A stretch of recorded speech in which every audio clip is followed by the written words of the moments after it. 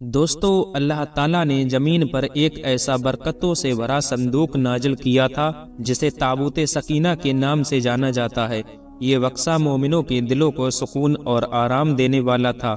اس کی طاقت اتنی زیادہ تھی کہ کوئی بھی اس کا مقابلہ نہیں کر سکتا تھا۔ اس بکسے میں اللہ نے اپنی برکت اور طاقت رکھی تھی کہ جس قوم کے پاس یہ ہوتا وہ قوم ہمیشہ جیت جاتی تھی اور دوسری قوم ہار ماننے پر مجبور ہو جاتی۔ تابوت سکینہ کی وجہ سے جس قوم کو اس کا ساتھ ملا وہ اتہاس کی سب سے بڑی وجیتا قوم بن گئی۔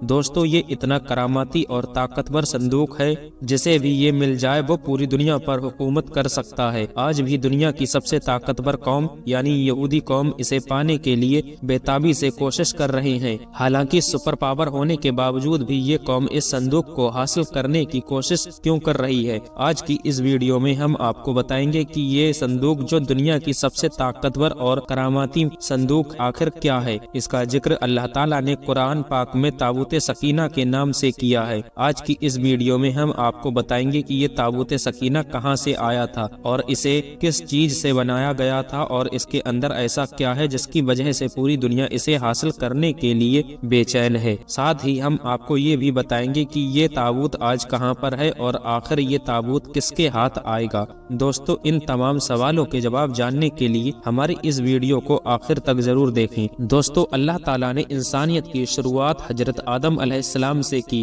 جب حضرت آدم علیہ السلام کو جنت سے اس دنیا میں بھیجا گیا تو ان کے ساتھ کئی انمول اور بابرکت چیزیں بھی بھیجی گئی تھیں۔ انہی میں سے ایک تھا تابوت سکینہ۔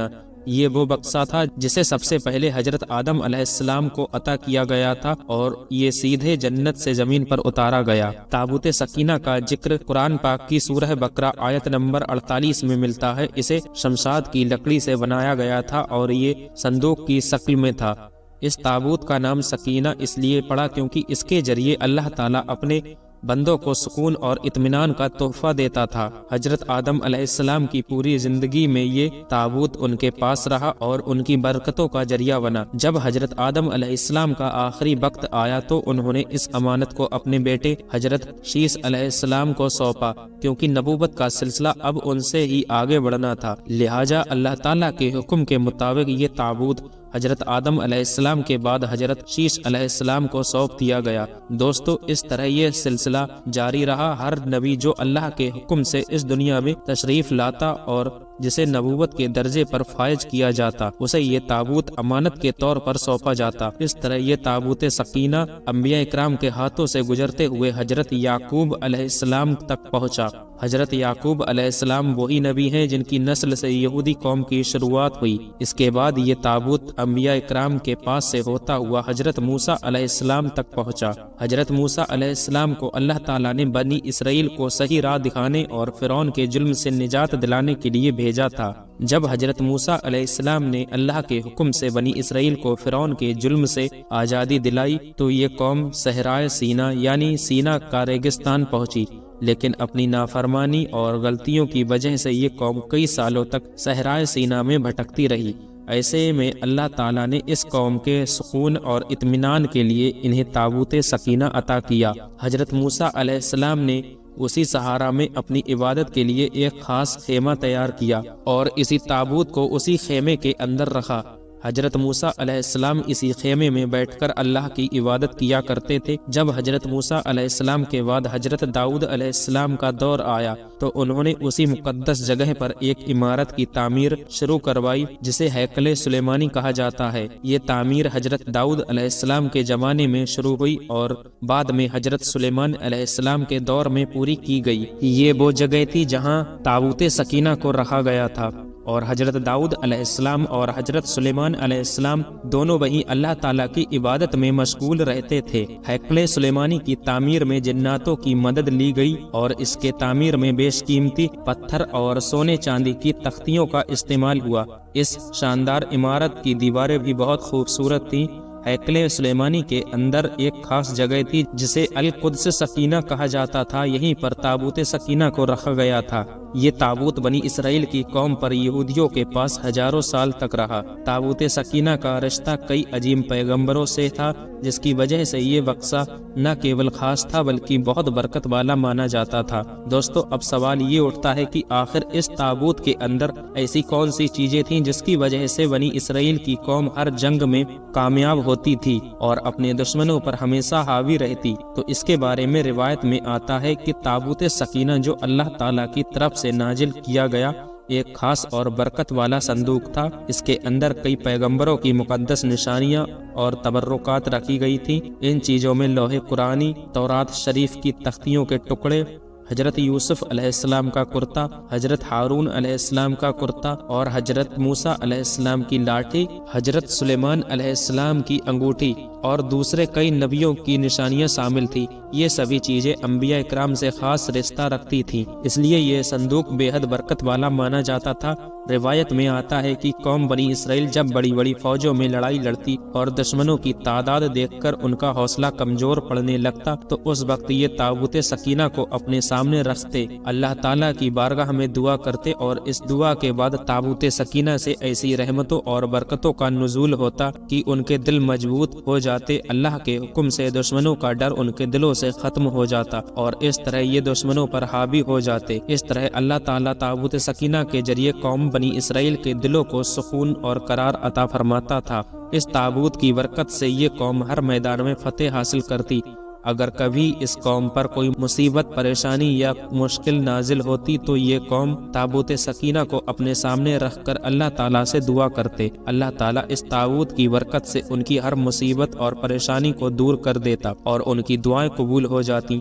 تابوت سکینہ کی موجودگی میں بنی اسرائیل کی قوم ہمیشہ دشمنوں پر حاوی رہی۔ کوئی بھی دشمن اس قوم کو ہرانے کی ہمت نہیں کر سکتا تھا۔ اس تابوت کی برکت سے بنی اسرائیل کی قوم کو پوری دنیا میں ایک اونچا مقام حاصل ہوا جو ان کی سوچ سے بھی بڑھ کر تھا۔ ان تمام نعمتوں اور برکتوں کے باوجود بنی اسرائیل کی قوم بار بار اللہ تعالیٰ کی نافرمانی کرنے لگتی۔ وہ اللہ کی عطا کی گئی نعمتوں کو بھول جاتے اور اللہ کے حکم کے خلاف جا کر ان کی نافرمانیاں کرنے لگتے۔ قوم بنی اسرائیل کی بدبختی کا اندازہ اس بات سے لگایا جا سکتا ہے کہ اللہ تعالیٰ نے اس قوم کی ہدایت کے لیے سب سے زیادہ انبیاء اکرام بھیجے، لیکن ہر نبی کے زمانے میں اس قوم نے اللہ تعالیٰ کی نافرمانی کی اور اللہ کے انبیاء اکرام کو جھٹلایا، اللہ تعالیٰ کی حدوں کو توڑا اور معاذ اللہ انبیاء اکرام کا قتل کر دیا۔ آخرکار جب یہ قوم صحیح راستے پر آنے کے قابل نہیں رہی تو اللہ تعالیٰ کا دردناک عذاب ان پر مسلط کر دیا گیا اور قوم عمالقہ کے سرداروں نے بنی اسرائیل پر حملہ کر دیا، ان کا قتل عام کیا، ان کی بستیوں کو اجاڑ دیا اور ان کے گھروں کو جلا دیا۔ اس کے ساتھ ہی تابوت سکینہ کو اٹھا کر اپنے ساتھ لے گئے، لیکن قوم عمالقہ نے بھی تابوت سکینہ کی بے ادبی کی اور اسے کچرے کے ڈھیر میں پھینک دیا۔ جب تابوت سکینہ کی بے ادبی کی گئی تو اللہ تعالیٰ نے قوم عمالقہ پر بھی اپنا دردناک عذاب بھیجا۔ اللہ تعالیٰ نے کئی طرح کی بیماریوں کا عذاب قوم عمالقہ پر بھیجا جس سے قوم عمالقہ کے لوگ تڑپ تڑپ کر مرنے لگے۔ اللہ تعالیٰ کے اس عذاب کی وجہ سے قوم عمالقہ کے 5 بڑے بڑے شہر تباہ اور برباد ہو گئے، اور جو لوگ ابھی تک اس عذاب سے بچ گئے تھے انہیں اپنی غلطی کا احساس ہوا کہ اللہ کا یہ عذاب تابوت سکینہ کی بے ادبی کی وجہ سے نازل ہوا ہے، تو انہوں نے اللہ تعالیٰ کے عذاب سے بچنے کے لیے تابوت سکینہ کو اس کی بے ادبی سے دور کیا۔ انہوں نے تابوت سکینہ کو ایک بیل گاڑی میں لاد کر قوم بنی اسرائیل کی بستیوں کی طرف روانہ کیا۔ پھر اس وقت اللہ تعالیٰ نے اس بیل گاڑی پر اپنے 4 فرشتوں کو مقرر کیا۔ فرشتے اللہ تعالیٰ کے حکم سے تابوت سکینہ کو لے کر اس زمانے میں نبی حضرت شمویل علیہ السلام کے پاس پہنچے۔ حضرت شمویل علیہ السلام کو اللہ تعالیٰ نے قوم بنی اسرائیل کی ہدایت کے لیے نبی بنا کر بھیجا تھا۔ جب یہ تابوت سکینہ حضرت شمویل علیہ السلام کے پاس پہنچا تو ایک بار پھر تابوت سکینہ قوم بنی اسرائیل کے پاس لوٹ آیا اور اس طرح قوم بنی اسرائیل کو اپنا کھویا ہوا وقار اور عزت واپس مل گئی۔ لیکن قوم بنی اسرائیل وہی بدبخت قوم تھی جو ہر نبی کے زمانے میں اللہ تعالیٰ کی نافرمانی کرتی، لہٰذا اس بار بھی ایسا ہی ہوا۔ حضرت شمویل علیہ السلام کی قوم پھر سے اللہ تعالیٰ کی نافرمانی میں مبتلا ہو گئی۔ और कुफ्र और शिरक करने लगी। जब ये कौम फिर से अल्लाह ताला की नाफरमानी में डूब गई तो अल्लाह ताला का दर्दनाक अजाब फिर से इस कौम पर नाजिल हो गया। इस बार एक जबर और जालिम बादशाह जिसे दुनिया वक्त नस्र के नाम से जानती है, अल्लाह ताला के कहर के रूप में कौम बनी इसराइल पर मुसल्लत हो गया। वक्त नस्र ने यरूशलेम पर हमला कर दिया जहां यहूदी कौम आबाद थी और यहूदियों को चुन चुन कर उनका कत्ले आम किया। जब वक्त नस्र ने यहूदियों के शहर पर हमला किया और उनके शहर को तहस नहस कर दिया तो इस जंग और कत्लगारी के दौरान ताबूत सकीना कहीं गायब हो गया। इसके बाद ताबूत सकीना का कोई पता नहीं चला और यहूदियों को ये ताबूत सकीना का कोई सुराग नहीं मिला।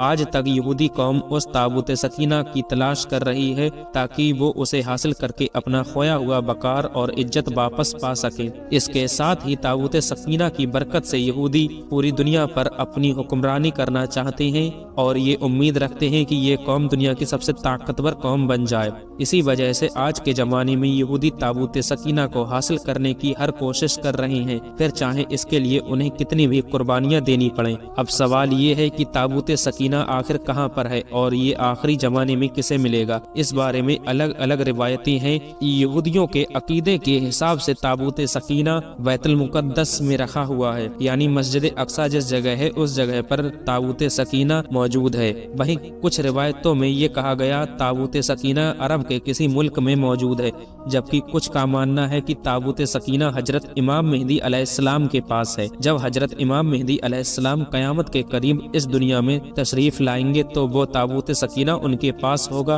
और उसी ताबूत सकीना की बरकत से हजरत इमाम मेहदी अलैहिस्सलाम यहूदियों पर फतह हासिल करेंगे। दोस्तों, हकीकत ये है कि ताबूत सकीना कहाँ है इसके बारे में अल्लाह ताला ही बेहतर जानता है। कयामत में ये ताबूत सकीना किसको मिलेगा ये भी अल्लाह ही जानता है। हमारी आज की इस वीडियो में बस इतना ही। इंशाअल्लाह मिलेंगे फिर किसी अगली वीडियो में। अल्लाह हाफिज।